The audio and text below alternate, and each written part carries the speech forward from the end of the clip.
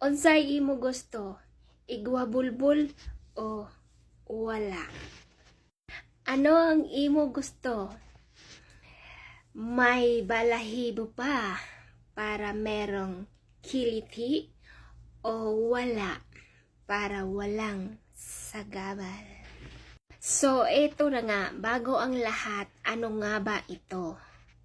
So, ano nga ba ito? Ito ay tumutubo sa paligid ng atis kapag tayo ay nagdadalaga at nagbibinata. Marahil ang iba ay hinahayaan na lang itong tumubo, ngunit sa iba naman ay inaalis nila ito dahil ayaw nito ng maging sagabal. Yung iba naman ay sumasailalim sa cosmetic surgery para hindi na ito bumalik at tumubo para wala ng sagabal sa kanila. Para sa mga eksperto, alagad ng mga medisina, ang pag-alis ng buhok ay pawang kagustuhan lamang. At napatunayan na wala naman itong masamang epekto kung aalisin ito. At ayon sa mga eksperto, siguraduhin lamang na malinis ang paggawa nito. Maaaring pwede kang gumamit ng wax, cream, at iba pa, basta siguraduhin safe ang iyong gagawin. So, ito na nga, alin nga ba ang gusto mo?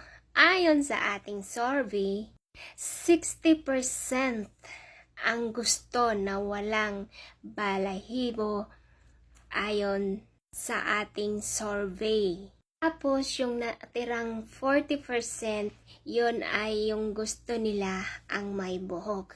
So, unahin natin bakit gusto nila ang walang buhok. Pinakauna, hindi ka na mahirapang hanapin o hahawayin yung ano. At syempre, madali mong makita yung kuto doon. Charot lang. Madali mong makita yung doon, yung laman, ganon. Dahil merong iba na sobrang haba na walang pakialam. Hindi nila tinitrim. Lalo na kung makapal yung ating buhok. So, siyempre, si Dudong mahihirapang hanapin yung kuto dyan sa iyong, sa iyong ibaba. O, diba? Kaya, siyempre, minsan, ayaw ng mga lalaki na may buhok na mahaba. O. So, naku, Inday, kapag meron kang mahabang buhok, ay dapat mo naman yun gupitin kasi meron talagang mga maselan na ayaw ng may mahabang buhok. At ito pa, mabaho. May mga babae kasi talaga na kapag jumijinggil na, tapos mahaba yung buhok nila, tapos hindi sila marunong malinis, hindi sila marunong sa kanilang hygiene, doon talaga nagkakaroon ng mabaho na amoy. Lalo na kapag ang isang babae hindi marunong mag-ugas, hindi nag-uugas pagkatapos niyang diretso lang ba, suot ng kanyang, alam mo na, diba, ng panloob. Doon nagkakaroon ng mabahong amoy. So, kailangan dapat pagkatapos nyong dapat mapanatelihing malinis kayo. Kahit mag-tissue kayo dyan, okay yun guys, kasi yun talaga ang pinakagusto ni Dodong, yung mabango na meron kasing mga babae na tamad magkawkaw. Kaya pagsapit ng gabi, kapag niyaya na ni Dodong, ay mapapaganon na lang. Diba? So, yung lalaki, titiisin na lang kasi nga mahal ka, pero wag ugaliin yun, Indaya. Kasi minsan nagsasawa dyan si Dodong. Kailangan panatilihin mo yan na mahalimuyak. At doon naman tayo sa pangalawa, sa 40%. Bakit nga ba gusto nila ng mahaba ang buhok? Bakit nga ba? Pinakauna, ito ay ayon sa kanilang kultura. Meron talagang kultura na bawal nilang alisin at bawal nilang gupitin yung kanilang buhok.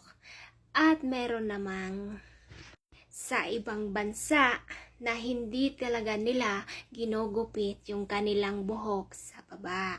Hinahayaan lang talaga nila yon.